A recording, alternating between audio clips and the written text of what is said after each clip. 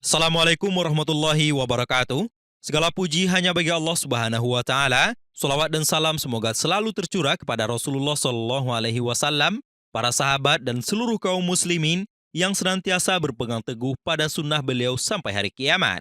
Pemirsa On The Spot, alhamdulillah senang sekali dapat kembali berjumpa dalam program kesayangan kita On The Spot. Episode kali ini akan mengupas tentang makanan 4 sehat 5 sempurna versi ulama. Makanan 4 sehat 5 sempurna, makanan pokok, lauk pauk, sayur mayur, buah dan susu.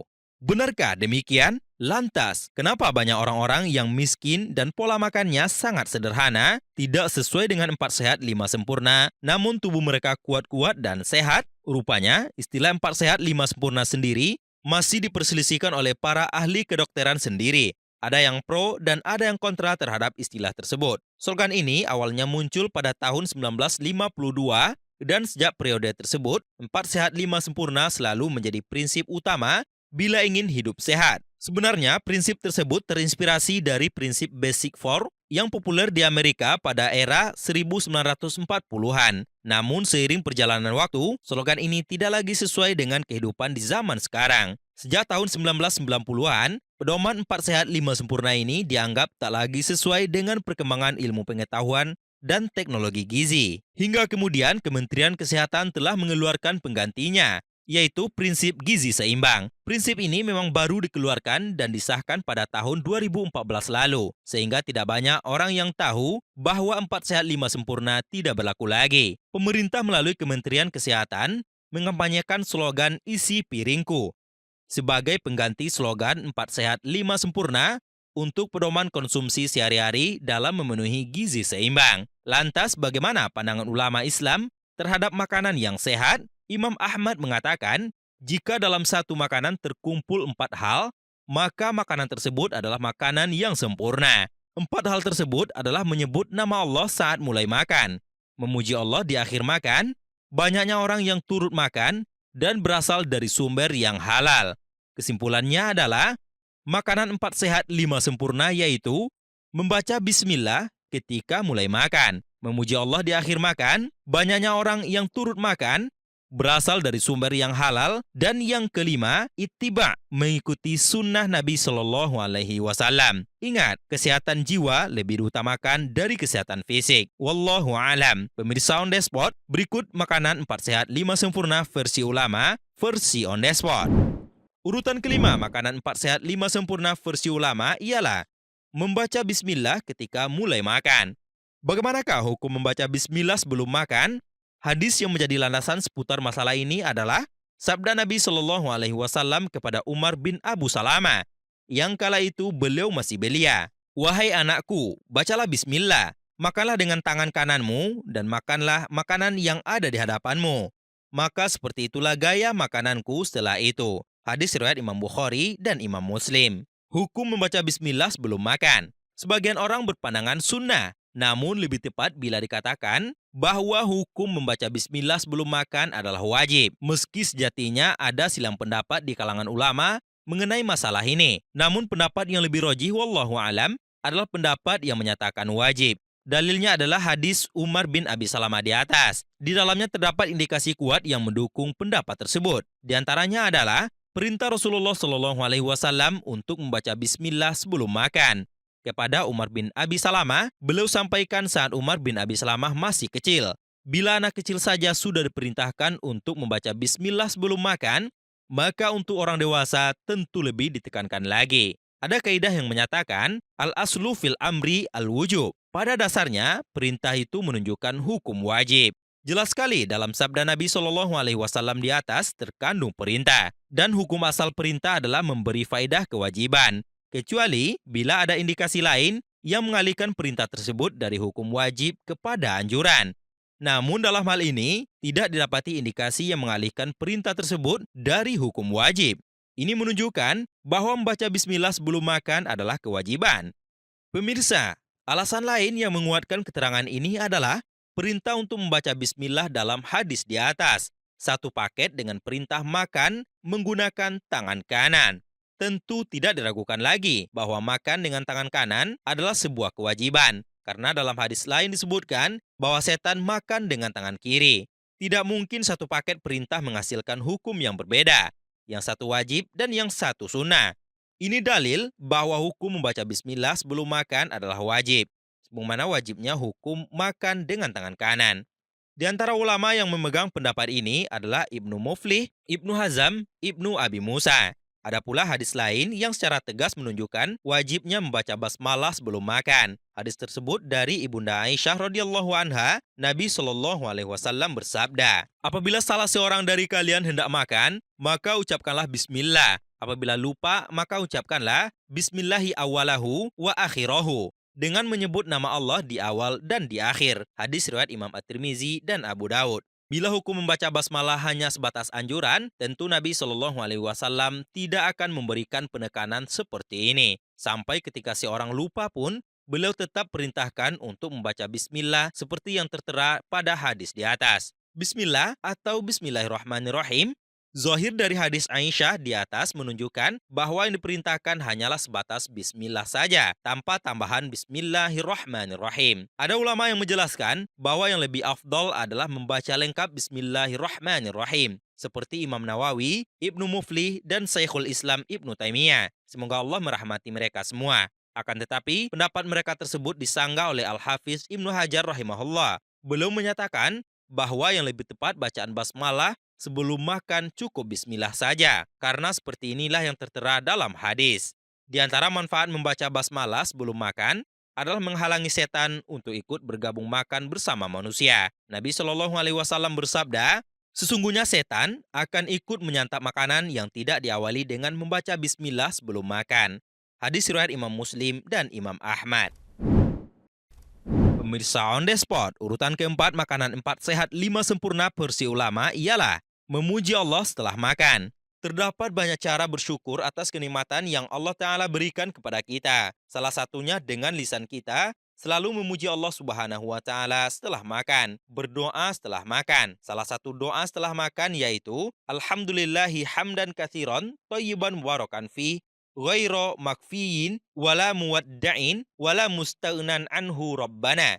Segala puji bagi Allah dengan puja dan puji yang banyak dan penuh berkah.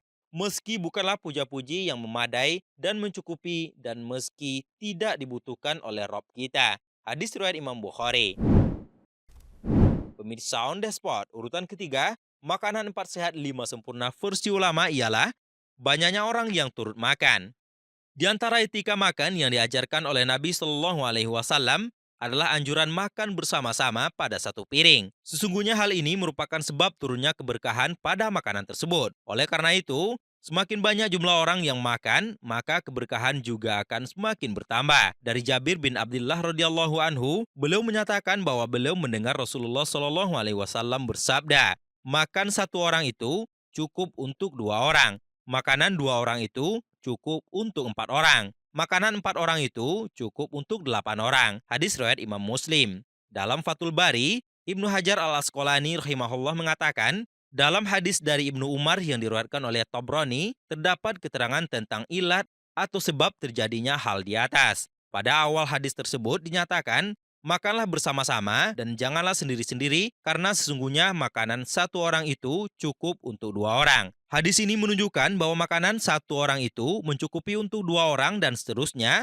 adalah disebabkan keberkahan yang ada dalam makan bersama. Semakin banyak jumlah orang yang turut makan, maka keberkahan semakin bertambah. Dari Wahsy bin Harb, dari bapaknya, dari kakeknya, sesungguhnya para sahabat Rasulullah Shallallahu alaihi wasallam pernah mengadu, "Wahai Rasulullah, sesungguhnya kami makan namun tidak merasa kenyang." Nabi bersabda, "Mungkin kalian makan sendiri-sendiri?" "Betul," kata para sahabat. Nabi lantas bersabda, "Makanlah bersama-sama dan sebutlah nama Allah sebelumnya. Tentu makanan tersebut akan diberkahi." Hadis riwayat Imam Abu Daud dan dinilai sahih oleh Al-Albani. Dalam Syarah Riyadhus Shalihin jilid 7, halaman 231, Syekh Utsaimin menyatakan bahwa makan namun tidak kenyang itu memiliki beberapa sebab. Yang pertama, tidak menyebut nama Allah sebelum makan. Jika nama Allah tidak disebut sebelum makan, maka setan akan turut menikmatinya dan berkah makanan tersebut menjadi hilang. Yang kedua, memulai makan dari sisi atas piring. Nabi Shallallahu alaihi wasallam melarang mulai makan dari sisi atas piring karena pada sisi atas piring tersebut terdapat barokah sehingga yang tepat adalah makan dari sisi pinggir piring. Yang ketiga, makan sendiri-sendiri. Makan sendiri-sendiri berarti setiap orang memegang piring sendiri, sehingga setiap makanan yang ada harus dibagi, lalu berkah makanan dihilangkan. Hal ini menunjukkan bahwa sepatutnya makanan untuk sekelompok orang itu diletakkan dalam satu nampan, baik berjumlah 10 ataupun 5 orang, hendaknya jatah makan untuk mereka diletakkan di satu piring yang cukup untuk mereka. Karena hal ini merupakan sebab turunnya keberkahan makanan. Sekali lagi, perlu ditegaskan bahwa makan sendiri-sendiri merupakan sebab hilangnya keberkahan makanan.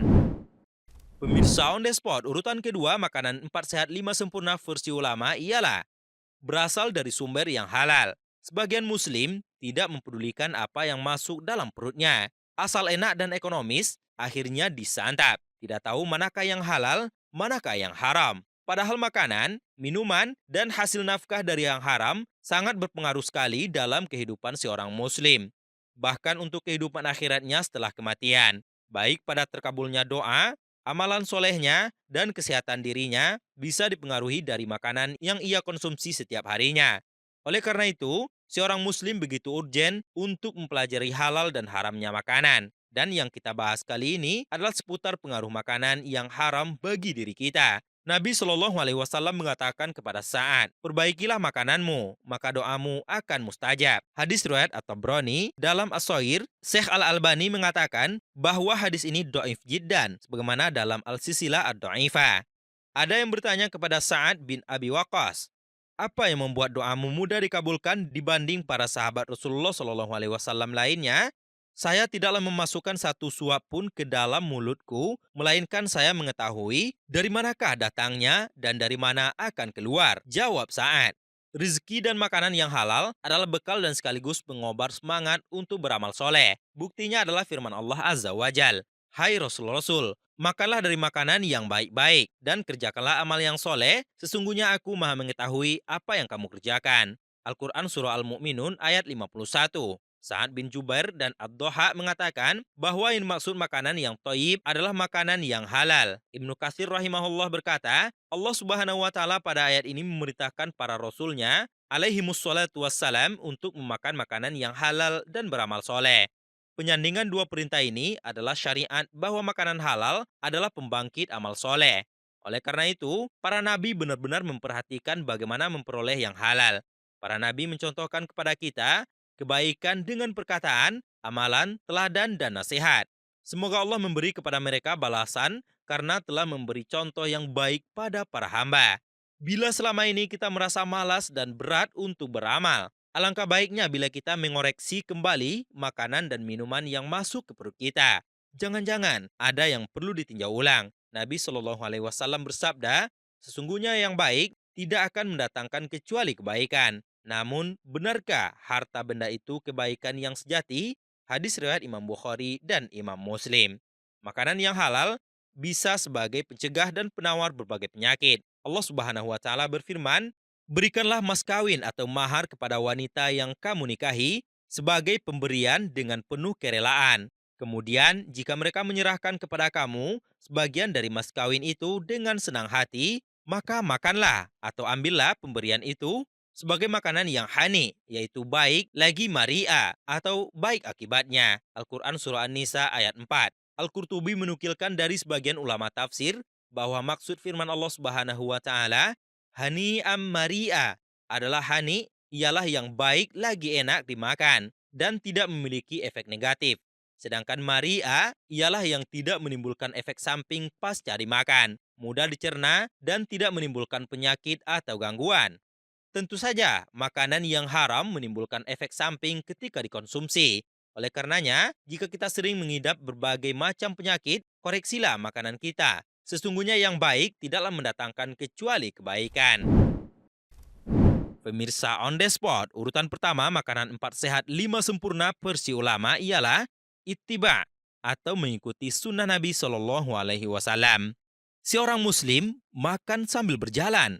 makan dengan tangan kiri tanpa berdoa, bahkan menyisakan makanan. Hal ini seakan sudah menjadi pemandangan umum di kantin-kantin kampus. Betapa miris hati ini melihatnya. Bila amal ibadah yang ringan saja sudah ditinggalkan dan disepelekan, bagaimana dengan amalan yang besar pahalanya? Atau mungkinkah karena hal itu hanya merupakan suatu ibadah yang kecil, kemudian kita meninggalkannya dengan alasan kecilnya pahala yang akan kita peroleh? Tidak begitu, saudaraku. Yang sedikit apabila rutin dilakukan, maka akan menjadi banyak. Allah Subhanahu wa taala berfirman, "Wahai orang-orang yang beriman, taatlah kepada Allah dan taatlah kepada Rasul, dan janganlah kamu merusakkan segala amalmu." Al-Quran Surah Muhammad ayat 33. Cukuplah firman Allah Subhanahu wa taala tersebut menjadi nasihat bagi kita semua untuk selalu berusaha menaati perintah Allah Subhanahu wa taala dan Rasulnya, baik perintah wajib maupun anjuran atau sunnah, maupun perintah untuk menjauhi perkara yang dilarang. Saat ini, banyak kita jumpai seorang muslim yang menyepelekan amalan sunnah, namun berlebihan pada perkara yang mubah. Maka perhatikanlah firman Allah Subhanahu wa taala, "Dan apa yang diberikan Rasul kepadamu, maka terimalah, dan apa yang dilarangnya bagimu, maka tinggalkanlah, dan bertakwalah kepada Allah. Sesungguhnya Allah sangat keras hukumannya." Al-Quran Surah Al-Hasyr ayat 7.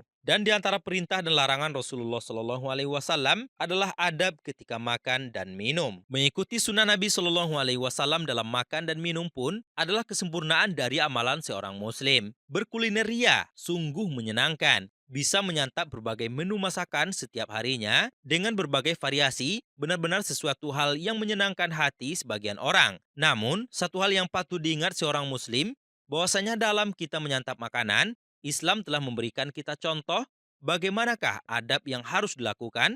Dengan melakukan adab ini, acara santap makan yang awalnya sekedar untuk mengenyangkan perut dan menguatkan badan tentu akan lebih bertambah berkah atau barokah. Kebaikan yang banyak akan diperoleh saat itu karena merutinkan adab dalam makan ini. Ditambah lagi, ia akan lepas dari gangguan musuhnya, yaitu setan ketika ia menyantap secuil makanan. Pemirsa On The Spot yang dimuliakan oleh Allah Azza wa Jal, demikianlah makanan 4 sehat 5 sempurna versi ulama, versi On The Spot. Semoga bermanfaat dan dapat menambah wawasan ilmu kita. Amin ya robbal alamin. Wassalamualaikum warahmatullahi wabarakatuh.